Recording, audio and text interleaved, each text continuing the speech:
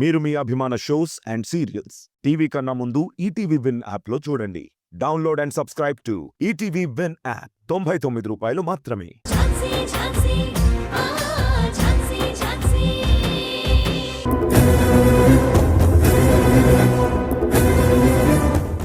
చూశానక్క.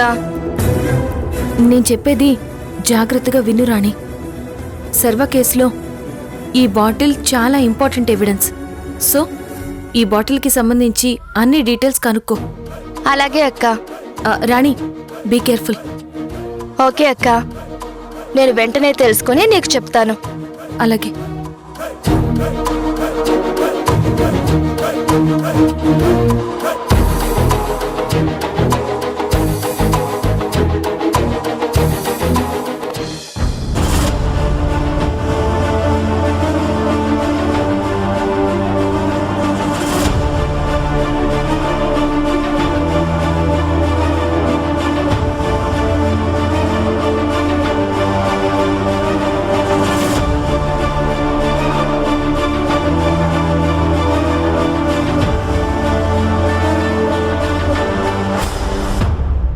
Start the session.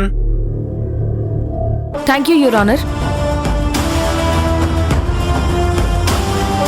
ఈ కేసులో వరప్రసాద్ గారే నిందితుడు అని నిరూపించడానికి నా దగ్గర బలమైన ఆధారం ఉంది.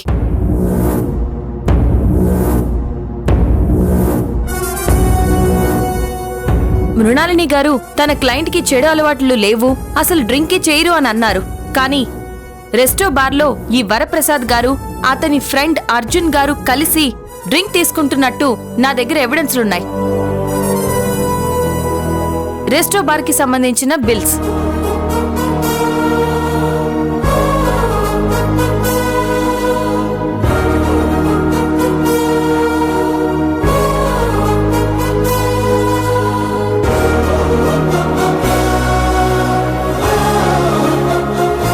ఎస్, ఇది వరప్రసాద్ పేరు మీదే ఉంది.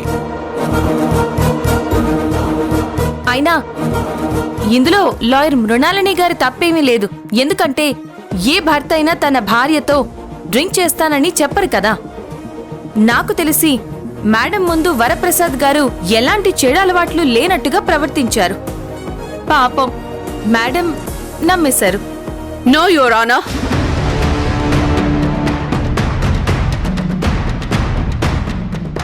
My client is really teetotaller. అతను బిల్ పే చేసినంత మాత్రాన తను డ్రింక్ చేసినట్టు కాదు. బిజినెస్ డిస్కషన్లో ఉన్నారు కాబట్టి తన ఫ్రెండ్కి మందు ఆఫర్ చేశారు, కానీ తను డ్రింక్ చేయలేదు. యువర్ ఆనర్, వరప్రసాద్ గారికి డ్రింక్ చేసే అలవాటు లేనప్పుడు తన ఇంట్లో ఈ ఫారెన్ లిక్కర్ డ్రింక్ బాటిల్స్ ఎందుకుంటాయి? వాట్?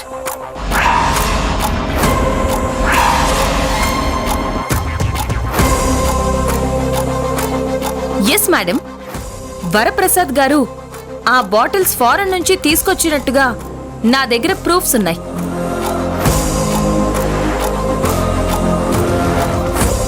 చూడండి.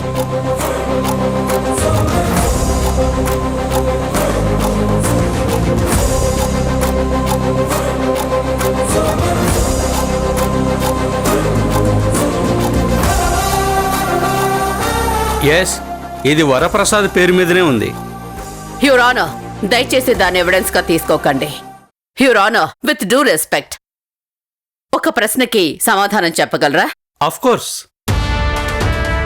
నేను ఒక ఆభరణాన్ని ఫారెన్ నుంచి తెప్పించి నా బంధువులకి గాని, నా ఫ్రెండ్స్ కానీ, లేదా ఇంకెవరికైనా గాని గిఫ్ట్ గా ఇవ్వొచ్చా లేదా?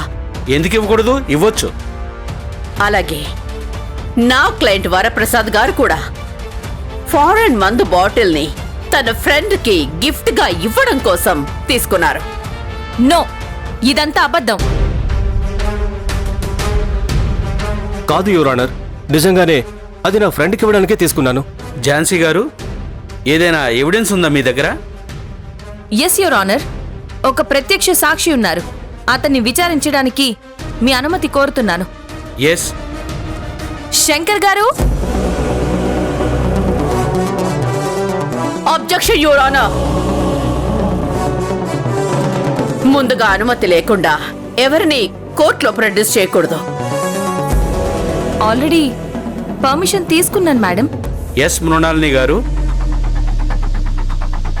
ఝాన్సీ గారు, మీ వాదన కొనసాగించండి. Thank you your honour.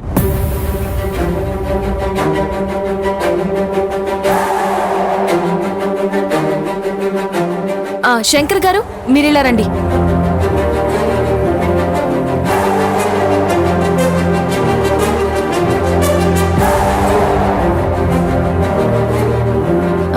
Shankar గారు, ఆ రోజు మీరేం చూశారో అది జడ్జి గారికి చెప్పండి.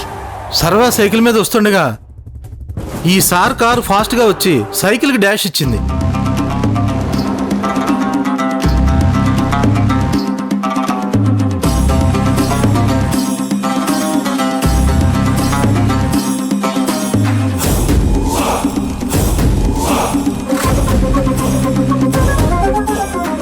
ఇది మేడం జరిగింది.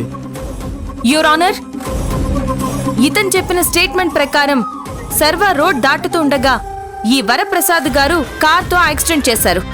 Car colour grey colour, car number HD 5767. అది పోలీస్ వారు ఇచ్చిన స్టేట్మెంట్లో స్పష్టంగా ఉంది. Objection your honour.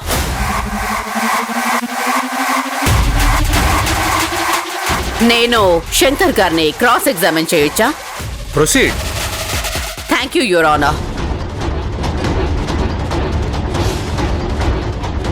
మీ పేరు శంకర్ కదూ? అవును మేడం. మొన్న ఈ మధ్య మీరు ML హాస్పిటల్కి ఎందుకు వెళ్ళారు? అడుగుతుంది మిమ్మల్ని, చెప్పండి. కళ్ళు చెకప్ చేయించుకోవడానికి వెళ్ళాను మేడం. ఓ, మీ ఐ విట్నెస్ కి ఐ ప్రాబ్లం. శంకర్ గారు, ఈ పెన్ ఏ కలర్ లో ఉంది? అది నలుపు.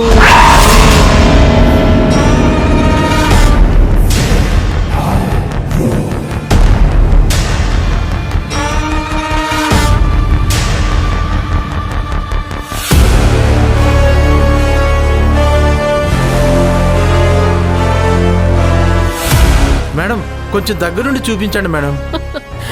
చూశారుగా యువర్ ఆనర్, తనకు ఇంత దగ్గరగా ఉన్న పెన్ కలరే అర్థం కావడం లేదు. మరి అంత దూరంలో ఉన్న కార్ కలర్ అంత కరెక్ట్ గా ఎలా చెప్పారంటారు?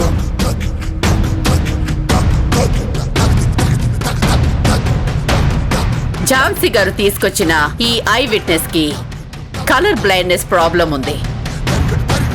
ఆయన చెప్పినట్టు నా క్లయింట్ వరప్రసాద్ గారి కారు నంబర్ HD 5767 కాదు, HD 5777. నా క్లయింట్ కారు గ్రే కలర్ కాదు, వైట్ కలర్. మీరే చూడండి.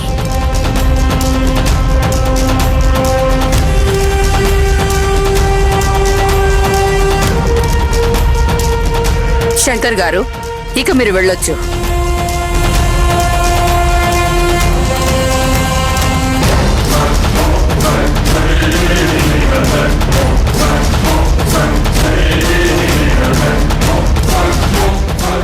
ఎస్, మీరు చెప్పింది కరెక్టే. ఎస్ యువర్ ఆనర్, నేను ముందు నుంచి చెప్తూనే ఉన్నాను నా క్లయింట్ ఎలాంటి యాక్సిడెంట్ చెయ్యలేదు అని. కానీ ఈ లాయర్ ఝాన్సీ గారు నా మీద, నా కుటుంబం మీద కక్ష సాధించాలని ఎలాగైనా సరే నిందితుడిగా ప్రూవ్ చేయించి అతనికి శిక్ష విధించాలి అనుకున్నారు.